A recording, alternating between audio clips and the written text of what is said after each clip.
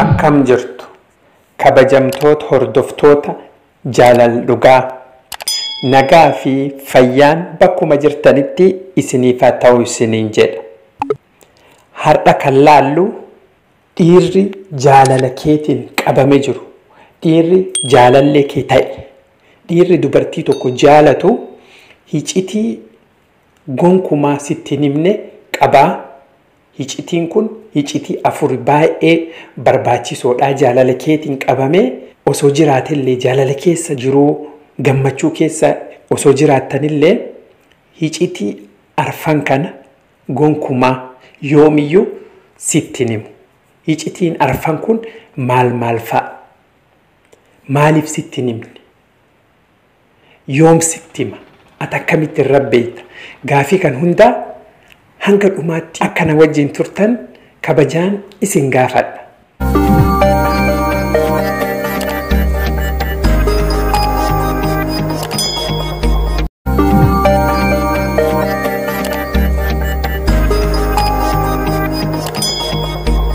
Yeroo waa'ee jaalalaa dubbannu yeroo tokko dhiirri akka dubartootatii miti. Dubartoota rifeensa dheeraa, qaama bareedaa, fuula bareedaa, gammachuu gaarii fuula irraa arguu kan irraa barbaannaa jechuudha.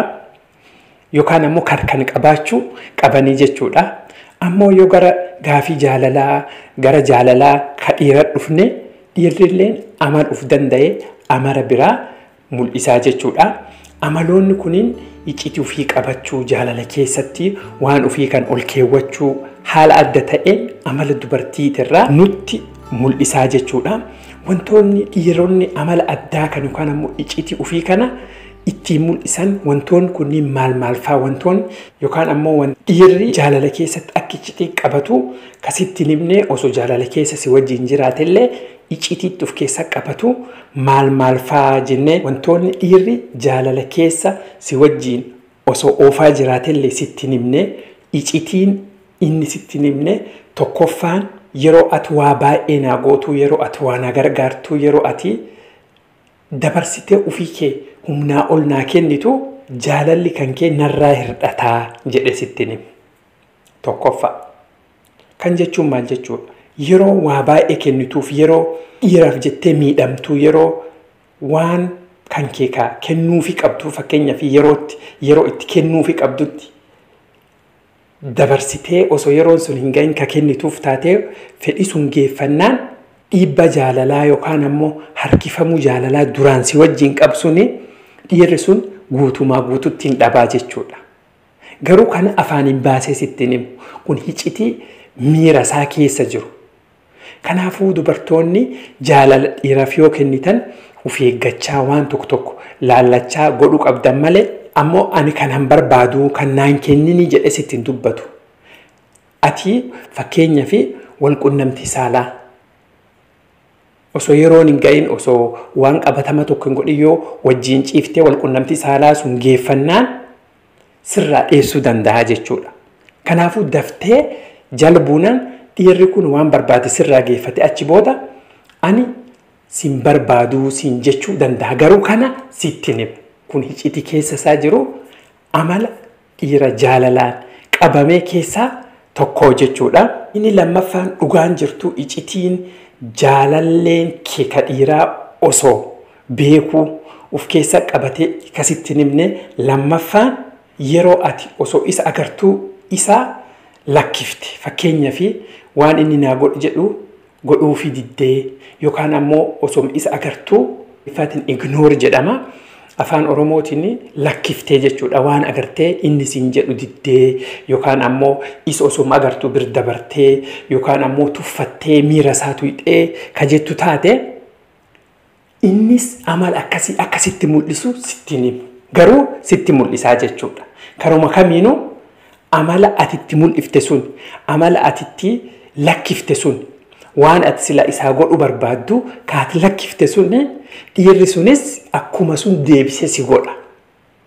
Garuu waan sun sitti hin dubbatu jechuudha. Ufii isaa keessatti waan sun godhaa malee deebisee sitti himee yookaan ammoo uf beeksisee waan sun hin godhu jechuudha.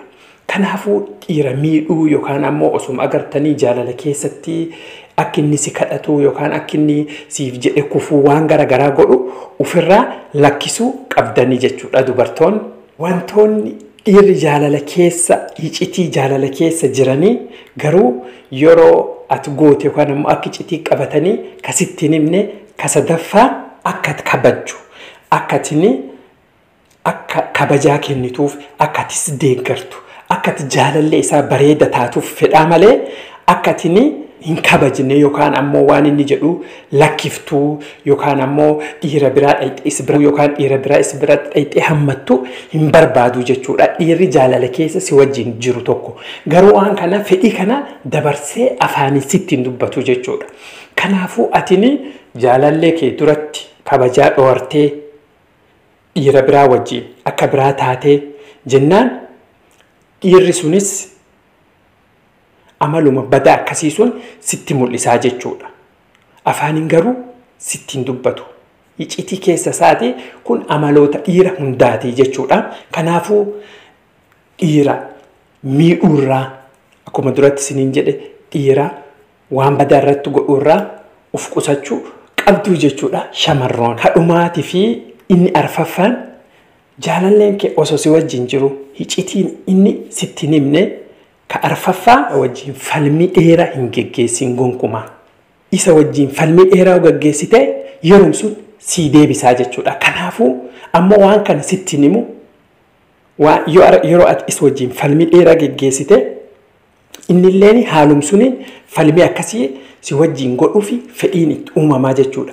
Kanaafuu fedhii isaa sun falmii waan irratti geggeessitu ifaan ifatti itti dubbattee yookaan ammoo wajjin haasoftanii waan sun furuu qabdanii malee karaa biraa karaa agartee yookaan ammoo isa cufuu yookaan ammoo falmii geggeessuu yookaan ammoo miira biraa keessa seenuu waan akkasii yoo goote kunis dhiibbaa cimaa isa keessatti aquumu garuu kana sittiin dubbatu.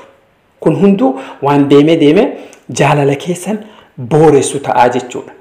Walumaa galatti wantoonni arfan kunii jaalala keessatti kan biraas of keessaa qabaachuu danda'a akkaataa amala nama biraa irratti hunda'a garuu wantoonni an arfan isinii hime kun baay'ee tokko ijoo.